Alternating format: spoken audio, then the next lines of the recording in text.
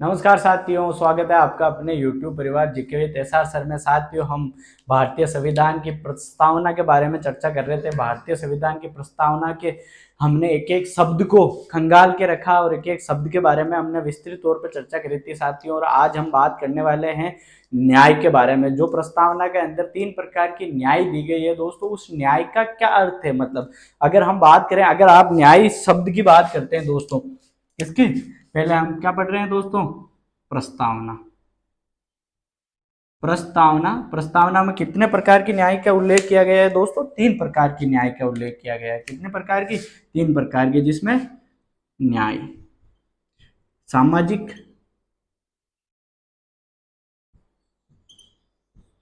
आर्थिक और राजनीतिक। ये 3 प्रकार की न्याय का उल्लेख है दोस्तों। राजनीतिक, ये किसमें उल्लेख है दोस्तों? यही ही इनका सीक्वेंस है दोस्तों। पहले नंबर पर सामाजिक आती है, दूसरे नंबर पर आर्थिक और तीसरे नंबर पर राजनीतिक न्याय आती है दोस्तों। ये किसमें है? ये भारत की संविधान की प्रस्तावना में है दोस्तों।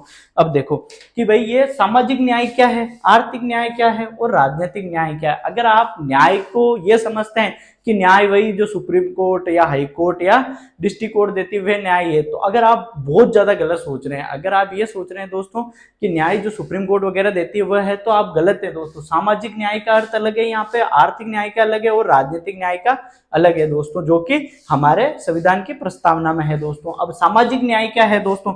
सामाजिक न्याय जो भारत के सभी नागरिक है दोस्तों, सभी नागरिकों को समान रूप से अवसर उपलब्ध करवाना। समान रूप से अवसर कैसे उपलब्ध करवाना दोस्तों?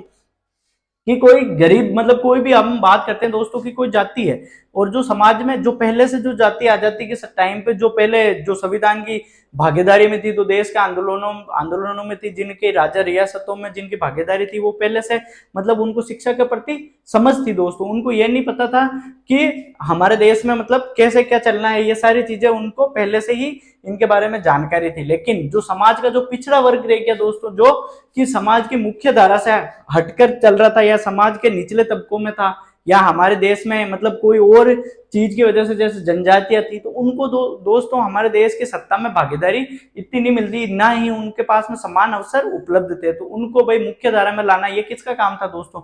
ये काम था राज्य का। राज्य को क्या करना था दोस्तों? देखो, जाति, धर्म, नस्ल, आर्थिक आधार पर या आय के आधार पर, मतलब कैसे भी उनको क्या करवाना दोस्तों? समान रूप से अवसर उपलब्ध करवाना। मतलब आगे बढ़ने के लिए उनको आरक्षण की सुविधा उपलब्ध करवाना।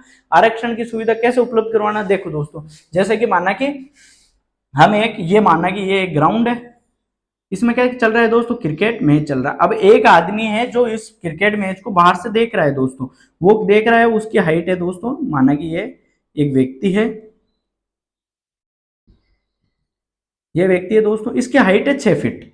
कितनी हाइट है दोस्तों? 6 फीट। अब इसकी हाइट अगर 6 फीट है दोस्तों, ये आराम से मैच देख रहा है। अब जो दूसरा व्यक्ति है जो इसी के साथ में खड़ा है, उसकी हाइट कितनी होगी दोस्तों? उसकी हाइट है मान लो 5 फीट। अब ये व्यक्ति है दोस्तों, ये क्या कर रहा है दोस्तों? ये इस मैच को देख नहीं पा रहा आसानी से। अगर ये इस मैच को नहीं देख पा रहा है दोस्तों, इसको अगर मैच दिखाना है तो इसको हमारे को कितना सारा देना पड़ेगा दोस्तों? 1 फीट का सारा देंगे हम, जब जाके ये इस मैच को देख पाएगा। अब देखो, इसको हम मैच दिखाते हैं वापस। अब देखो, ये हमने 1 फीट का यहाँ पे लगा दिया बैरियर, ठीक है। अब ये व्यक्ति आ गया, ये इसके बराबर, किसके? जो 6 फीट वाला व्यक्ति है। अब ये भी यहाँ से आसानी से मैच देख पा रहा होगा दोस्तों। एक और व्यक्ति है जिसकी हाइट कितनी रह गई दोस्तों? जिसकी हाइट रह गई 3 फीट। ये व्यक्ति कितने का है दोस्तों? 3 फीट। अब ये भी मैच देखना चाह रहा है, लेकिन ये मैच नहीं देख पा रहा है दोस्तों। अगर हमको इसको भी मैच दिखाना है तो इसके कितने कितने का लगाना पड़ेगा दोस्तों? अगर ये 4 फीट का व्यक्ति है तो इसके लगाना पड़ेगा हमें 2 फीट का बैरियर।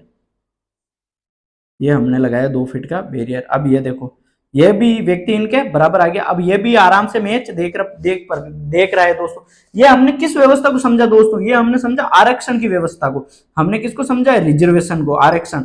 ये आरक्षण इस आधार पर दिया जाता है दोस्तों कि अगर कोई व्यक्ति पहले से संपन्न है, जिनके परिवार में पहले से ही नौकरियों में है, जो पढ़े लिखे हैं, वो पहले से ही शिक्षा के स्तर को समझते हैं, शिक्षा कितनी जरूरी है उसको समझते हैं। लेकिन जो व्यक्ति पहले ही कमजोर है, जिन व्यक्ति के परिवार में कभी भी शिक्षा के महत्व को इतना समझा ही नहीं, या वो शिक्षा के मतलब पीछे इतना भागे नहीं, वो अपने जीवन यापन के लिए और कोई अदर कार्य कर रहे थे। लेकिन अगर उसको भी समाज की मुख्य धारा में लाना है हमें, और हमारे को नौकरियों में या उनको बराबर समाज में स्थान देना है या समान अवसर उपलब्ध करवाना है दोस्तों, तो उसको क्या देना पड़ेगा, रिजर्वेशन देना पड़ेगा, जो कि हमने एक आसान तरीके से समझे एक मैच को देखने के हिसाब से दोस्तों। ये होगी हमारी सामाजिक न्याय। अगर हम दोस्तों आर्थिक न्याय की बात करें, आर्थिक न्याय कैसे दोस्तों, कि जब हमारा देश आजाद हो रहा था दोस्तों, तो सब लोगों के अंदर मतलब अलग अलग कैटेगरी के लोग थे। मतलब कैसे कि भाई कोई तो बहुत ज्यादा अमीर था, कोई गरीब था, तो ऐसे करके तो फिर हमारे देश में आर्थिक जो न्याय थी वो तो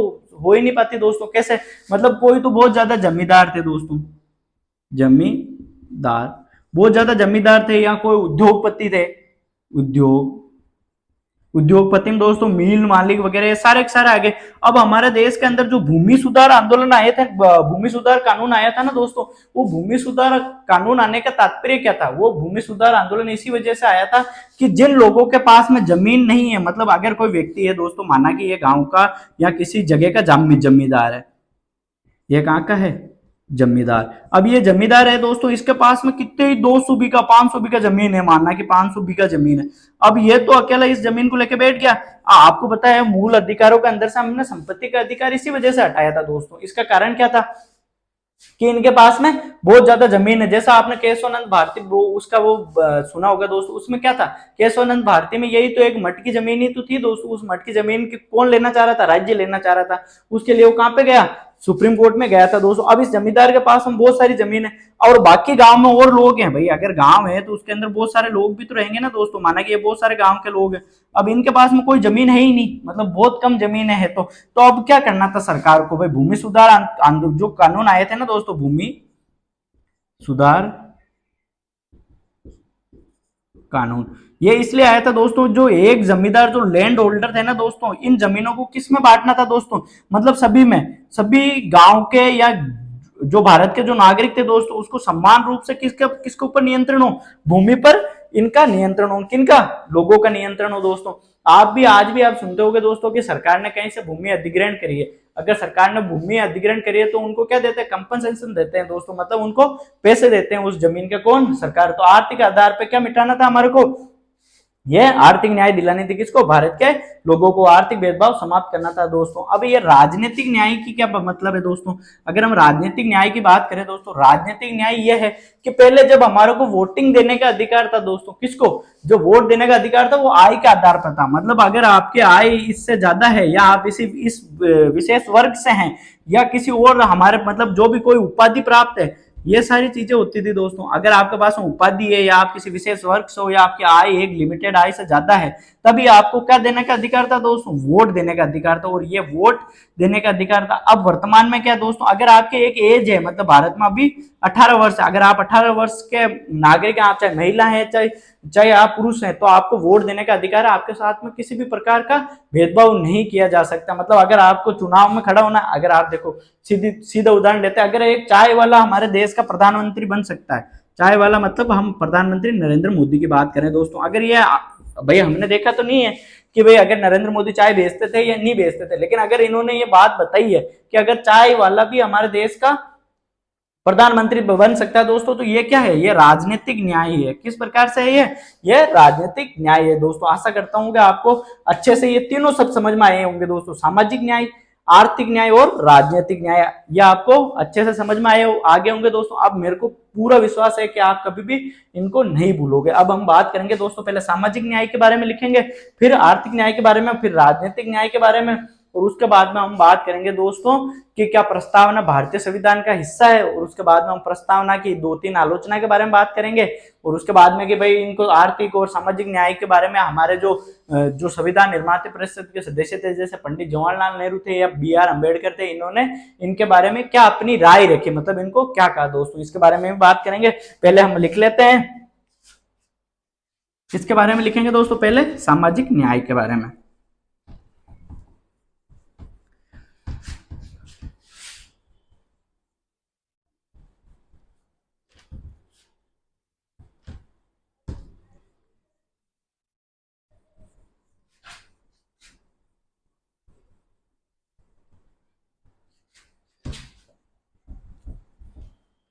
स्टार्ट कर दो दोस्तों लिखना। सबसे पहले लिखना है आपको सामाजिक न्याय।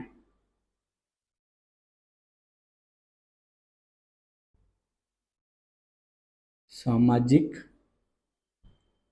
न्याय।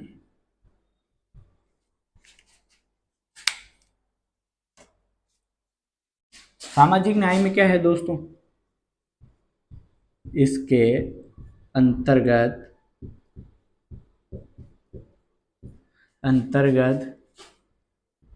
समाज के सभी नागरिकों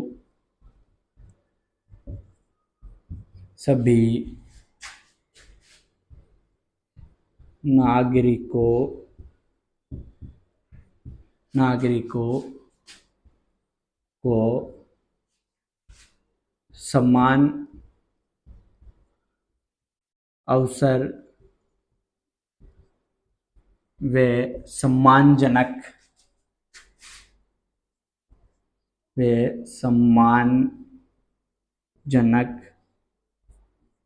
सम्मानजनक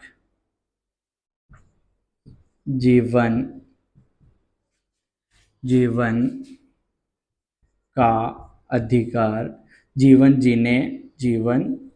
यहाँ पे लिख लो जीवन जीने का अधिकार,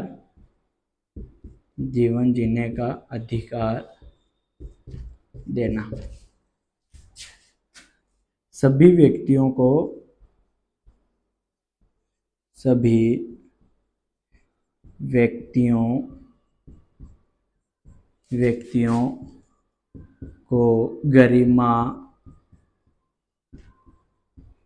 गरिमापूर्ण जीवन जीने का अधिकार देना। राज्य नागरिकों के साथ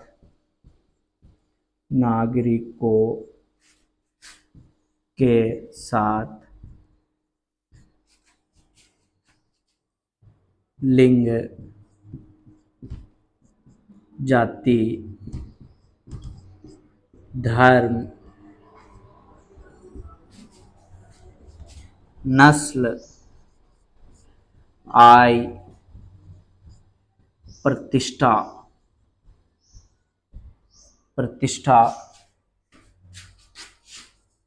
के आधार पर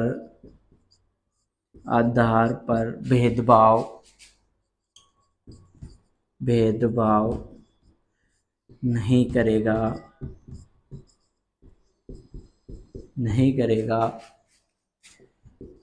तथा राज्य के नागरिकों, अब राज्य के नागरिक कौन कौन है दोस्तों? जैसे देखो बच्चे, महिला,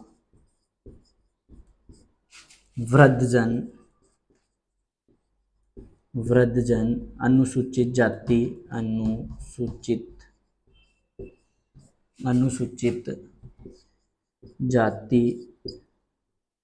अनुसूचित जनजाति,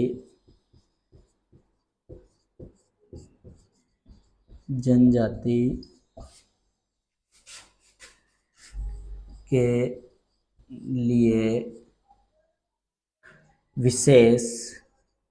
ये विशेष उपबंध क्या है दोस्तों? आरक्षण। विशेष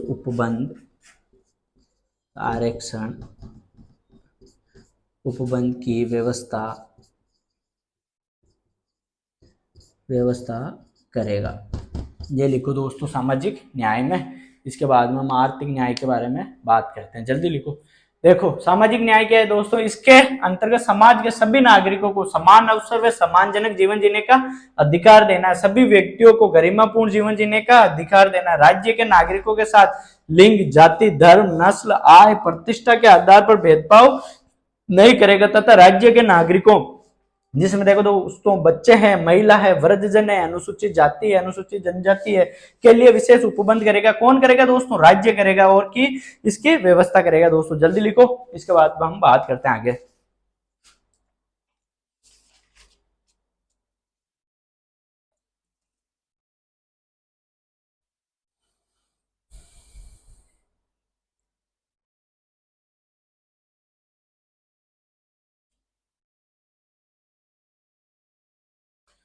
लिखो जल्दी से।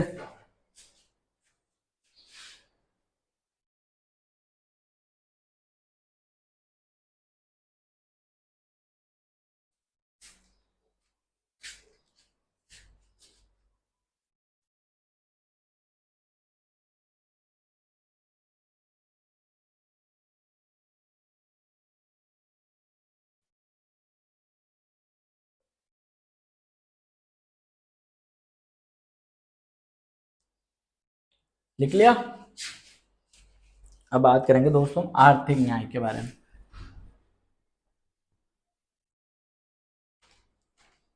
आर्थिक न्याय के बारे में दोस्तों कि राज्य किसी के साथ में आर्थिक आधार पे भेदभाव नहीं करेगा। राज्य आर्थिक आधार पर किसी के लिए विशेष उपबंध नहीं करेगा। राज्य आर्थिक आधार पर जो भी है, राज्य के सभी जो संसाधन है उनके ऊपर सभी का नियंत्रण होगा, सभी का समान रूप से वितरण करेगा। ये क्या होगी दोस्तों? आर्थिक न्याय। इसके बारे में हम अभी लिख लेते हैं जल्दी से, इसके बाद में राजनीतिक न्याय की ओर चलेंगे।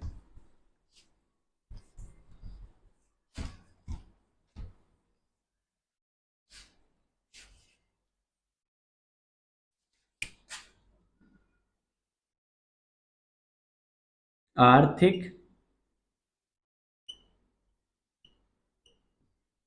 न्याय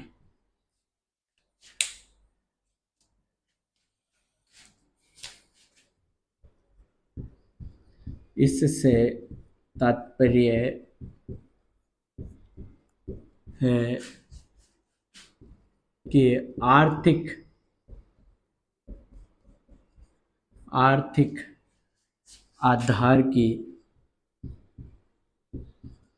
आधार की विषमता, आर्थिक आधार की विषमता का अंत हो।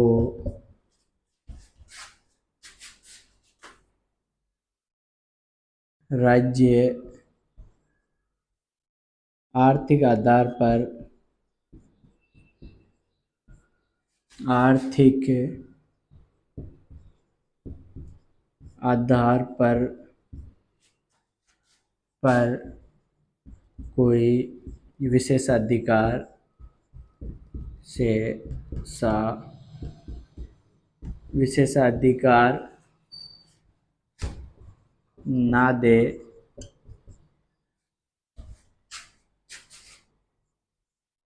राज्य के भौतिक संसाधनों, राज्य के भौतिक संसाधनों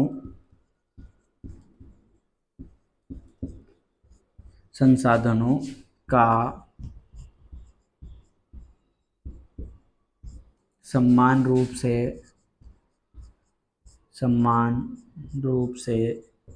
वितरण, राज्य के भौतिक संसाधनों का समान रूप से वितरण करेगा। ये लिखो दोस्तों। इसके बाद में हम राजनीतिक न्याय के बारे में बात करते हैं। देखो आर्थिक न्याय क्या, इससे तात्पर्य है कि आर्थिक आधार की विषमताओं का क्या होगा? अंत होगा। और उसके बाद में राज्य आर्थिक आधार पर कोई भी विशेषाधिकार किसी को भी नहीं दे। दोस्तों अगर आर्थिक आधार पर हम किसी को विशेषाधिकार दे दें कि भाई सबसे पास में किसके पास में संपत्ति है, तो फिर हमारे देश में स्वतंत्रता का कोई मतलब नहीं रह जाएगा। दोस्तों राज्य के भौतिक संसाधनों का समान रूप से वितरण करेगा। कौन करेगा? राज्य करेगा। दोस्तों लोगों के अंदर जल्दी लिखो, इसके बाद में हम बात करते हैं आगे।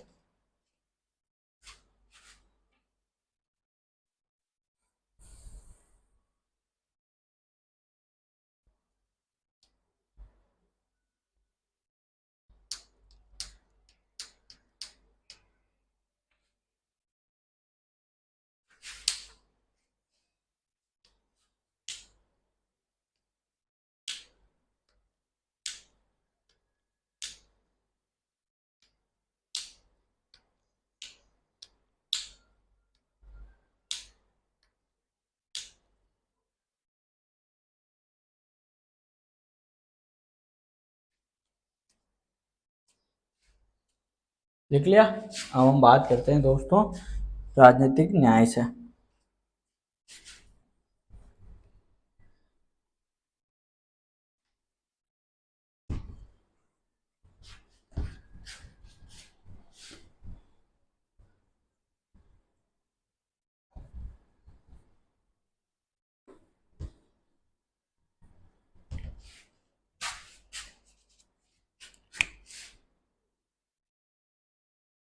राजनीतिक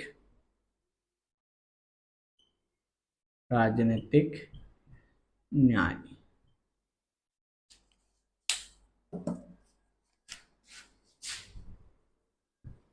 इसका अभिप्राय अभिप्राय यह है कि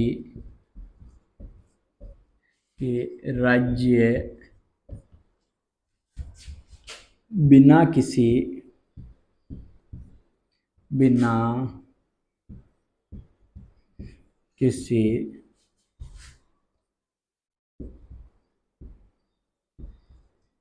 भेदभाव के राजनीतिक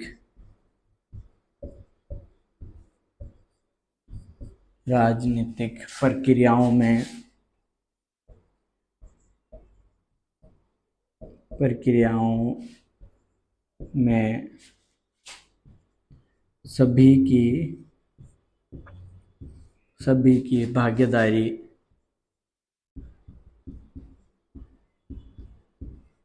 भागीदारी सुनिश्चित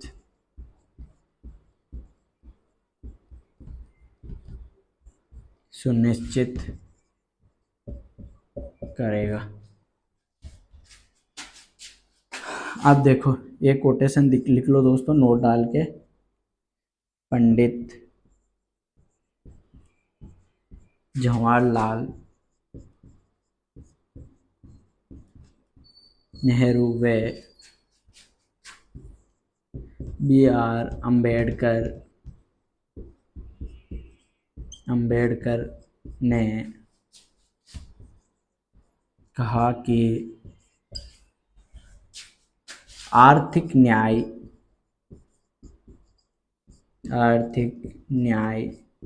के बिना सामाजिक व राजनीतिक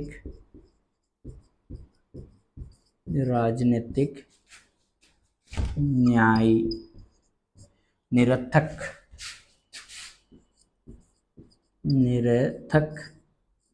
है। ये कोटेशन किसका है दोस्तों? ये पंडित जवाहरलाल नेहरू है, बी आर अम्बेडकर का है दोस्तों। जल्दी से लिखो।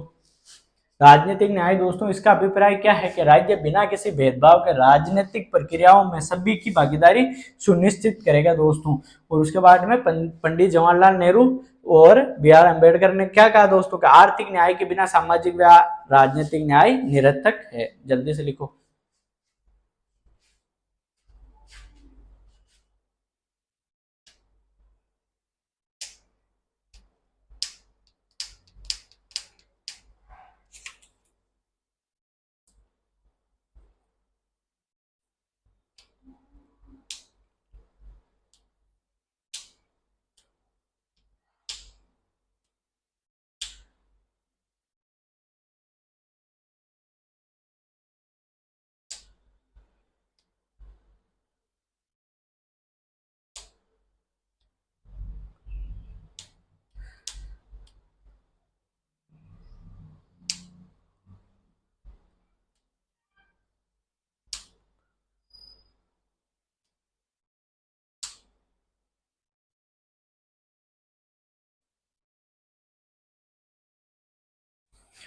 लिख लिया दोस्तों? जल्दी से लिखो।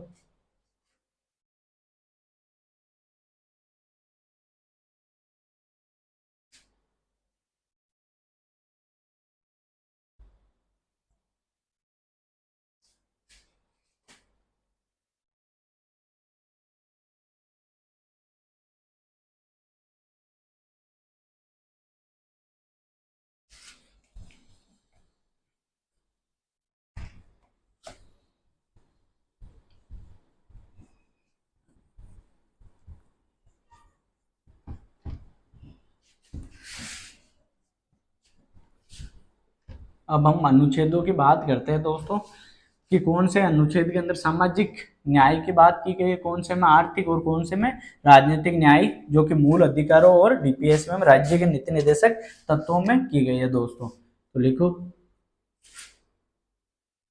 न्याय, सामाजिक सामाजिक आर्थिक आर्थिक राजनीतिक राजनीतिक के बारे में के संबंधित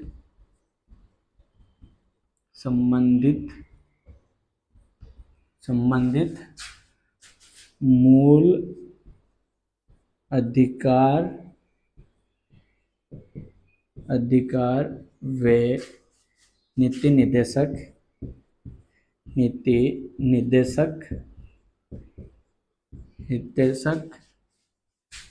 तत्व के अनुच्छेद देखते हैं दोस्तों ये कौन से है। पहले हम बात करेंगे दोस्तों सामाजिक न्याय। सामाजिक न्याय में कौन से है दोस्तों? सामाजिक न्याय में पहले मूल अधिकारों वाले अनुच्छेद जिसमें सामाजिक न्याय की बात की गई है दोस्तों। मूल अधिकार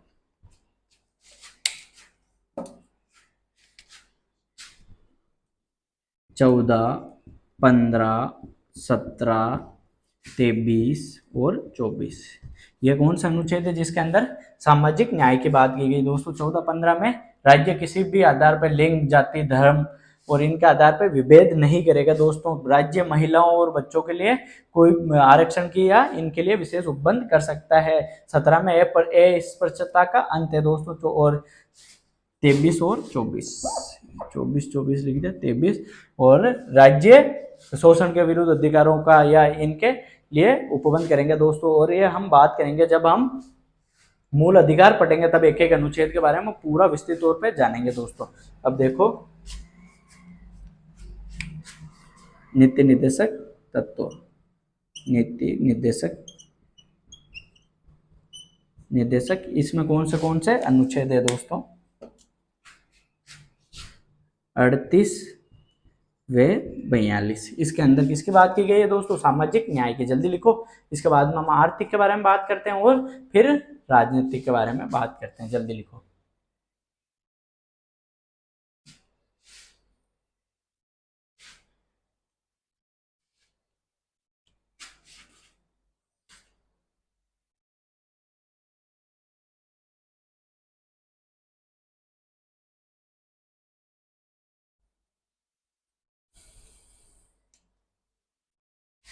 लिख लिया?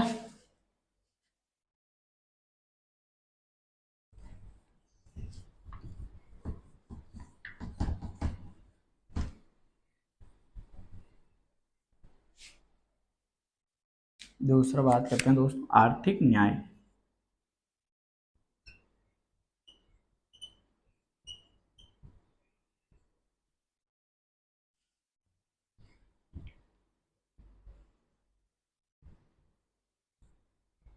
इससे संबंधित कौन सा अनुच्छेद है दोस्तों?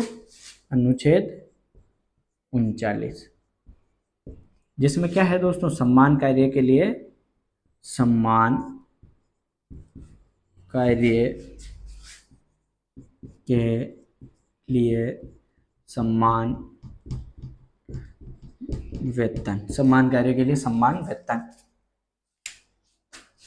इसके बाद में हम राजनीतिक न्याय के बारे में बात करते हैं। राजनीतिक न्याय इसमें कौन से अनुच्छेद है दोस्तों? एक हो गया अनुच्छेद 16 जो कि भाग 3 में है दोस्तों और बाकी अनुच्छेद 36 से 51 तक ये किसकी बात करते हैं दोस्तों? राजनीतिक न्याय की। जल्दी लिख लो। और हमारा न्याय का टॉपिक होता है समाप्त। अब बच्चे ये दोस्तों स्वतंत्रता कल की क्लास में पढ़ेंगे हम और उसके बाद में देखेंगे कि भाई प्रस्तावना भारतीय संविधान का हिस्सा है या नहीं है। दोस्तों आज की क्लास में बस इतना ही करेंगे दोस्तों। 2 दिन क्लासें नहीं हुई, इसके लिए मैं क्षमा प्रार्थी हूँ, क्योंकि तबियत बहुत ज्यादा खराब होने की वजह से क्लासें नहीं हो पाई दोस्तों।